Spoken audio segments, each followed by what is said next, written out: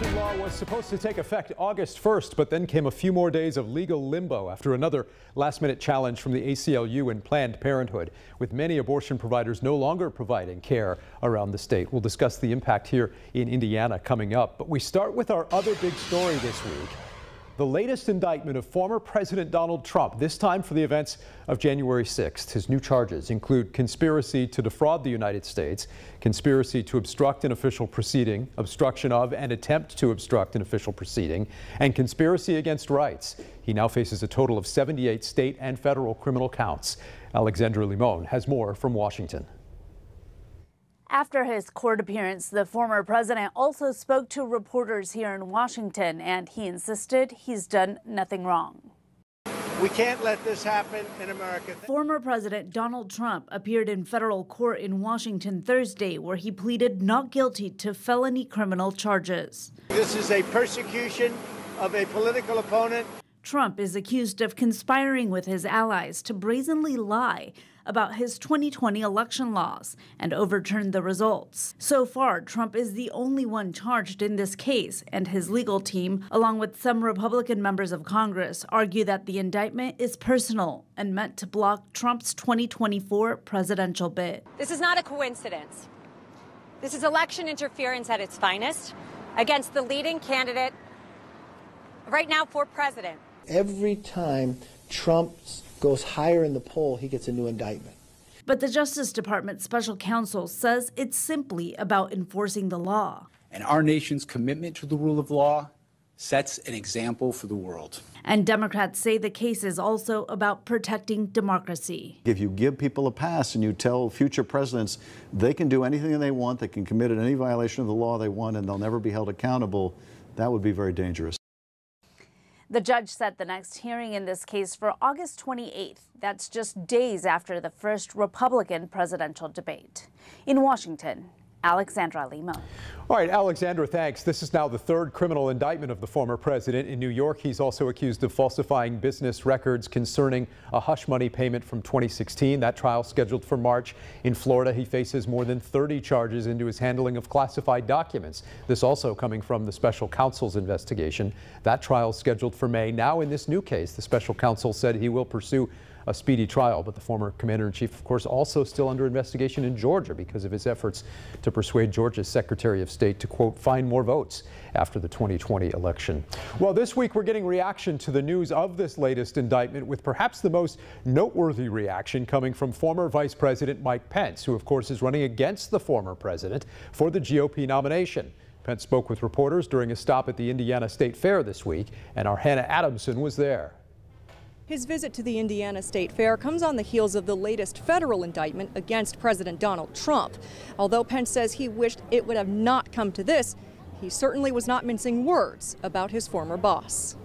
Anyone who puts himself over the Constitution should never be president of the United States. Presidential hopeful Mike Pence calling out his former boss Donald Trump a day after the former president was indicted over alleged efforts to overturn the 2020 presidential election. What the president maintained that day, and frankly has said over and over again over the last 2.5 years, is completely false.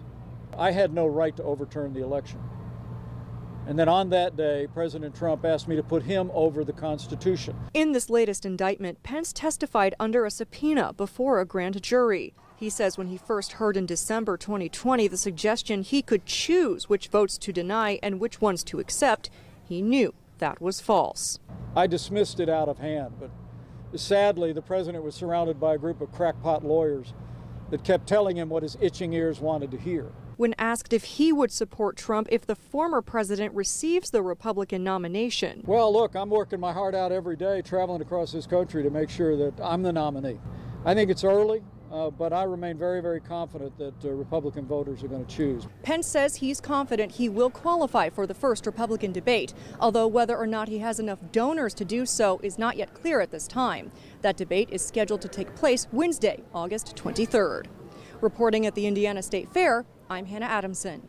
Thanks. Our team coverage continues now with more reaction to Pence's remarks on his former boss and what it all means for his campaign for president.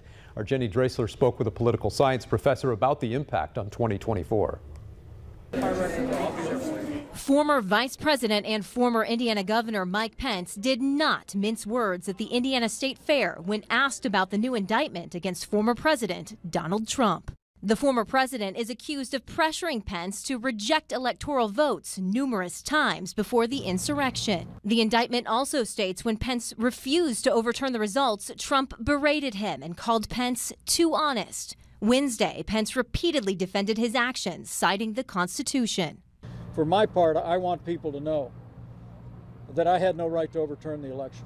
We spoke to Laura Wilson, an associate political science professor with UIndy, about Pence's remarks. She says Pence's outspoken tone is a defining moment when it comes to Pence clearly distancing himself from Trump, which could backfire. He has to be able to think what's going to be most successful for him to get the nomination. He's going to have to still court some of those Trump supporters, which are a majority of the Republican Party right now. And with Trump leading in the polls, Wilson says what Pence does next will be key in determining if he has a shot at the nomination. I'm not sure how it plays out for Mike Pence at this point, and I think that is really where we have to test the strategy and see if this works, if this resonates with voters.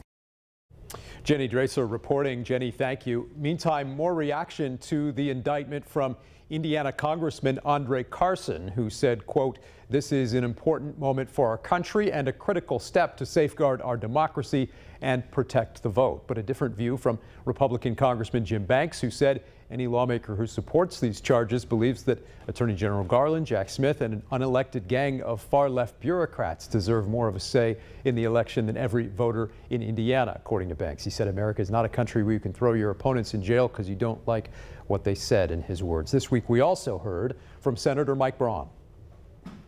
Many are worried that you're weaponizing, agencies in our own government. So we'll see. The process is obviously initiated, and I think it'll be interesting in November of 24 what the American voter thinks about it.